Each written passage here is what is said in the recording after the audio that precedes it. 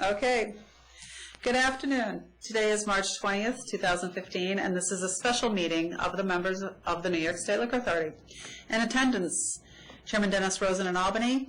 New York City, we have Commissioner Jeannie Green and Commissioner Kevin Kim. General Counsel Fluke is also in New York City. Myself, Secretary Held, is in Albany. Today's calendar consists of one item. Counsel's office has presented a proposed emergency summary order of suspension. It's been marked agenda number 2015-519H for license serial number Bronx OP 1276854, issued to 1237 Castle Hill Avenue Corp., doing business under the trade name LD Lounge. They're located at 1237 Castle Hill Avenue in the Bronx. Presenting for Counsel's office is Associate General Counsel Mr. Amarato. Thank you. Good afternoon, members of the Authority, General Counsel. This matter is submitted to the members of the Authority for consideration of an emergency summary order of suspension pursuant to Section 4013 of the State Administrative Procedure Act. The premises is located at 1237 Castle Hill Avenue. The licensee is 1237 Castle Hill Avenue Corp., doing business as LD Lounge.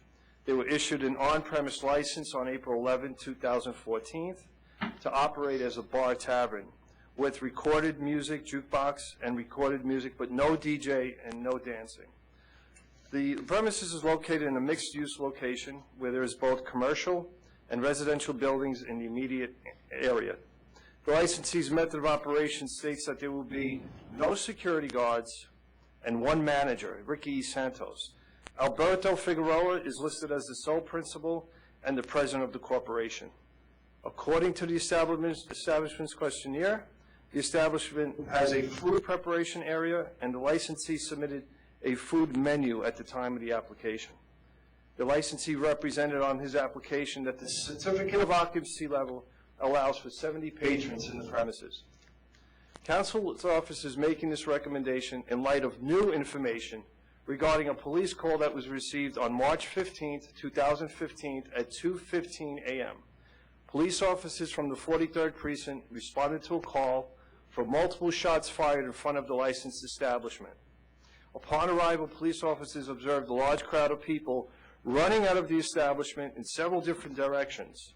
An investigation was conducted at the scene, and it was determined that the incident started inside the premises involving two groups of patrons. According to the police records, one group assaulted 4 victims with bar stools, causing lacerations to the back of their heads. While this event was going on, there were 10 rounds of shots fired at the direction of a group of people who were standing just outside the D Lounge. Although nobody was physically injured, there were bullet holes lodged in the front gates of the New York City Fire Department house and a vehicle parked in front of the licensed establishment. A ballistic search was conducted, and 7 .40 caliber shell casings were found, along with 2 bullet fragments and 1 fired projectile in the vicinity of the subject premises. The injured involved were a 24-year-old female who sustained a head injury, a 25-year-old male who sustained a skull fracture, a 23-year-old male who sustained a head injury, and another 27-year-old male who sustained an arm injury. All victims were taken to Jacobi Hospital, where they were treated for their injuries.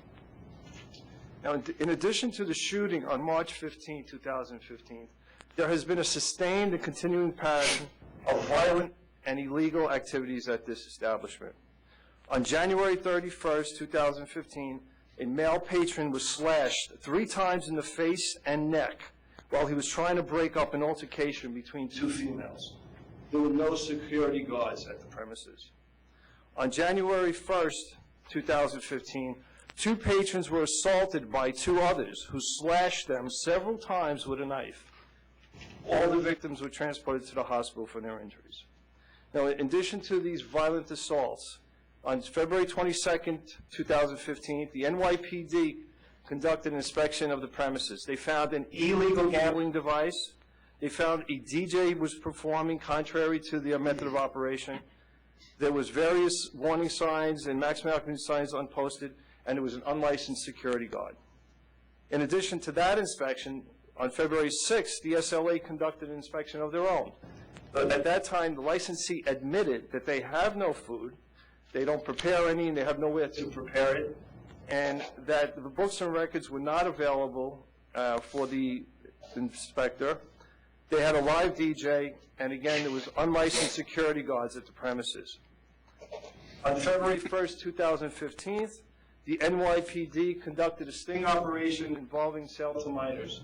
At that time, an individual from the establishment was arrested for sale to a minor. The underage was 19 years old. Now, in addition to the altercations that I just spoke about, the authority, there has been a focal point charge as well. And during the course of 2015, there have been 6 calls to the establishment for these types of altercations, and several other calls were made where the police needed to arrive for incidences such as people throwing bottles outside the premises, underage drinking, consumption after hours, and other various SLA violations. And the authority is authorized to take this emergency step as there is a rational basis for doing so. Section 4013 of SAPA states in pertinent part, if the agency finds that public health, safety, or welfare imperatively requires emergency action and incorporates a finding to the effect in its order, summary suspension of a license may be ordered.